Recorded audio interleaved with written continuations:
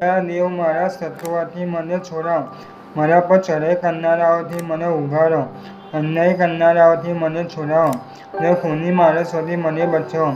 તેઓ મારો પ્રાણ લેવા સંદેહ રહે છે. પરાક્રમીઓ મારી સામે એકત્ર થયા છે. હે યહોવા, મારા ઉલ્લંઘન કે મારા પાપને લીધે આ થાય છે એમ નથી. મારો કંઈ પણ દોષ ન હોવા છતાં તેઓ દોડી આવીને તૈયારી કરે છે.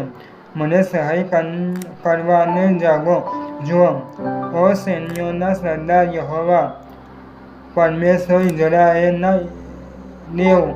તમે સર્વ વિદેશીઓને જોઈ લેવાને જાગો. કોઈ પણ દુષ્ટ અપરાધીઓ પર તમે દયા કરશો નહીં. તેઓ સંધ્યાકાળે પાછા આવે છે. તેઓ કોતરાની જેમ લુઢકે છે અને નગરની આસપાસ ફેરા ખાય છે. તેઓ મોંમાંથી ફીણ કાઢે છે. તેઓ હાથોમાં તલવારો છે. તેઓ એવું બોલે છે કે કોણ સાંભળનાર છે?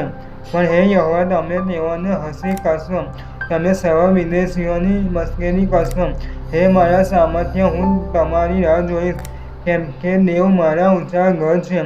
મારા પર કૃપા કરનાર દેવ મને સામા મળવા આવશે. દેવ મારા શત્રુઓ ઉપર મને મારા કોર પૂરવા દેશે. તેઓ મારી નાખશો નહીં, લખેલો મારો લોટ ભૂલી જાય. હે પ્રભુ, અમારા ધ્યાન તમારી શક્તિ વડે તેઓને વિખેરીને નીચે પાડી નાખો. તેઓના મુખના પાપને લીધે, તેઓના હોઠોના શબ્દોને લીધે અને તેઓ જે શાપ દે છે અને જે જૂઠું બોલે છે તેને લીધે તેઓને પોતાના ગર્વમાં ફસાઈ પડવા દો. કોપથી તેઓનો નાશ કરો, કેમ કે તેઓ હતા ન હતા થઈ જાય.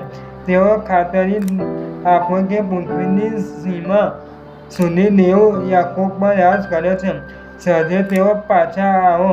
તેઓ કોતરાની જેમ લુઢકો અને નગરની આસપાસ ફેરા ખાઓ. તેઓ ખાવા માટે રખડતા ફરશે ને ચૂપ નહીં થાય. આખી રાત ભૂખ્યા રહેશે. પરંતુ હું તો તમારા સામર્થ્યનું ગાયન ગાઈશ. હું સવારમાં તમારી કૃપા વિશે હર્ષ આનંદ કરીશ, કેમ કે તમે મારા ઊંચા ઘર છો ને સંકટના સમયે મારા શ્રેય થયા છો.